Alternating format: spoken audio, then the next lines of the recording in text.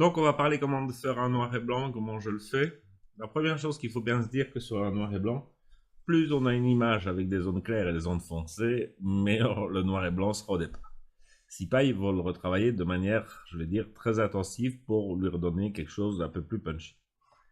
Donc, première chose qu'on va faire, bon, moi je vais le faire par coupe de transfert dégradé, mais on pourrait le faire par noir et blanc, ça ne change rien.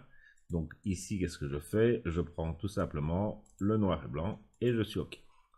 Donc j'ai déjà un noir et blanc qui n'est déjà pas si moche que ça. Et on va essayer d'améliorer un peu ce noir et blanc. Pour ce faire, on va créer ici une première courbe qu'on va nommer clair. Et on va faire une deuxième courbe qu'on vient nommer foncé. Une fois qu'on a fait ces deux courbes, clair et foncé, qu'est-ce qu'il nous suffit de faire? On va passer les calques en inversé. Non, je ne veux pas qu'on les mette en inversé. Sur les foncés. Donc le réglage, c'est clair, on prend la courbe ici dans le coin et on vient la descendre plus ou moins d'un carré. Voilà. Donc pour avoir les foncés un peu plus foncés. Ça, c'est une solution où on prend carrément ceci, et ce point-ci, et on vient faire ceci. Donc deuxième solution pour le faire, c'est aussi quelque chose qu'on peut faire. Deux solutions. Si on veut quelque chose qui affecte moins, c'est plus simple de faire... Enfin, moi je trouve que ça affecte moins. Ça affecte plus les tons moyens et des choses comme ça, mais ça affecte moins les purs noirs, parce que si on booste trop les noirs, le problème c'est qu'on ne voit plus aucun détail dans les noirs. Donc ça assombrit l'image, mais pas de manière trop forte. Pour les clairs, qu'est-ce qu'on va faire? Tout simplement, on met un point ici au milieu, on en met un deuxième ici, et on vient tout simplement prendre le point ici et augmenter les tons les plus clairs. Une fois que c'est fait ceci, on vient inverser les deux masques. On vient prendre un pinceau qui est, je vais dire, le plus diffus possible, avec une dureté à 0, avec un flux de, je vais dire, entre 10-15%, et on vient avec la couleur blanche ici. Donc si c'est pas blanc, on sélectionne sur ceci, et puis avec le X, on pivote entre le noir et le blanc. Et si je veux les couleurs les plus foncées, je viens peindre en blanc où je veux que ça se fonce. Nuage, par exemple. Voilà.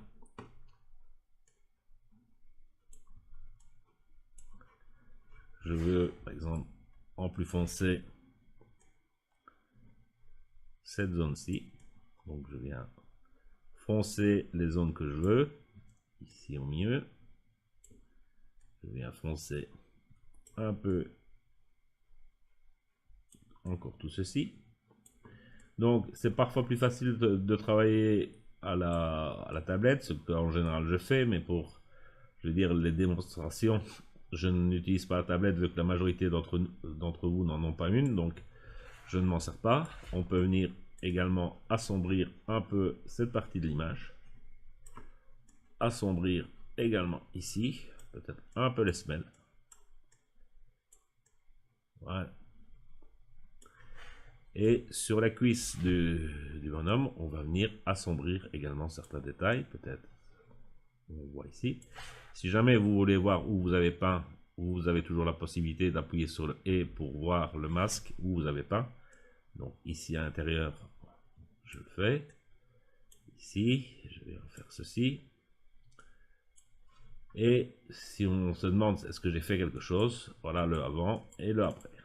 Donc oui, j'ai bien fait quelque chose. Fais la même chose maintenant sur le clair.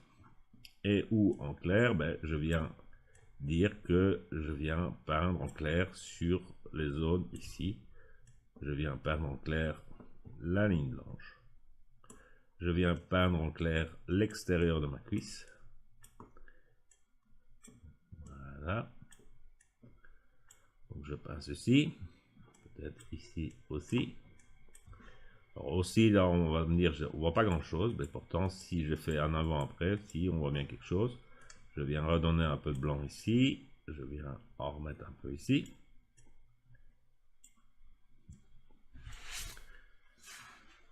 Voilà. Peut-être avec un peu plus grand, je viens éclaircir la zone ici au milieu plusieurs fois. Donc je clique plusieurs fois sur cette zone-ci. Donc voilà. Alors pour les deux commandes qui sont ici, on peut très bien aller dans les options de fusion. Je suis sur le plus clair. Donc je vais quand même protéger les tons les plus clairs pour pas qu'ils deviennent trop blancs. Donc, voilà, donc ça c'est dans les options de fusion. Donc comme ça, je n'affecte pas ce qui était déjà presque blanc. Donc ce qui... Et la même chose sur les tons foncés, mais de l'autre côté.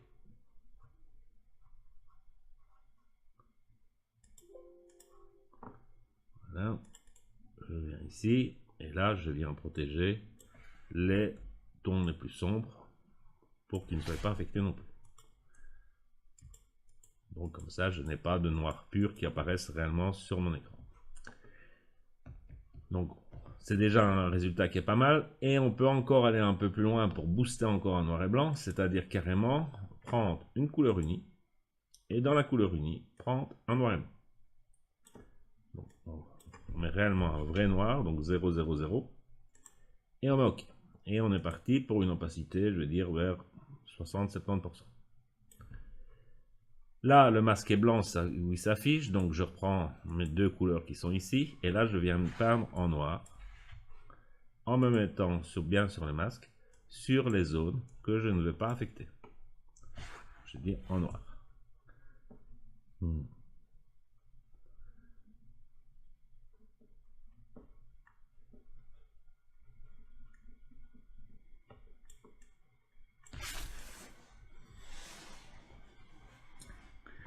Et donc, là, c'est vous réellement qui peignez où vous ne voulez pas l'effet. D'accord? Là, je vais faire quelque chose comme ceci. Donc, vous voyez le avant, après. Donc, c'est réellement pour booster très fort en noir et blanc. Évidemment, on peut régler sur l'opacité pour avoir l'effet que vous avez envie. On peut également venir dans les propriétés de fusion, c'est-à-dire ici de dire que les noirs ne sont pas tout à fait affectés. Et on va venir là.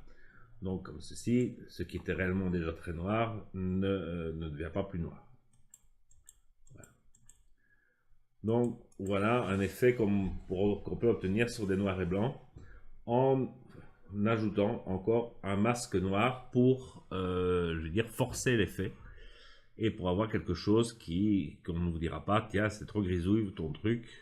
Donc, qu'est-ce qu'on a fait pour pas que ça soit trop grisouille? L'un, passer par une courbe de transfert de dégradé ou par le filtre noir et blanc et pas par une désaturation. On a rajouté deux courbes, une pour forcer les tons vers le noir, une pour forcer les tons vers le clair. Donc si ici par exemple, moi je trouve que j'aimerais bien que ça soit encore plus clair, ici je peux venir par exemple encore, voilà, cliquer sur ces 2-3 zones pour les éclaircir dans mon masque noir. Peut-être ici aussi pour forcer. Voilà, donc on a quelque chose comme ça qui est réellement en avant-après. Et si, comme je l'ai dit tout à l'heure, si vous trouvez que l'opacité n'est que trop forte, rien ne vous empêche encore de la diminuer. Donc, voilà pour un traitement d'une photo.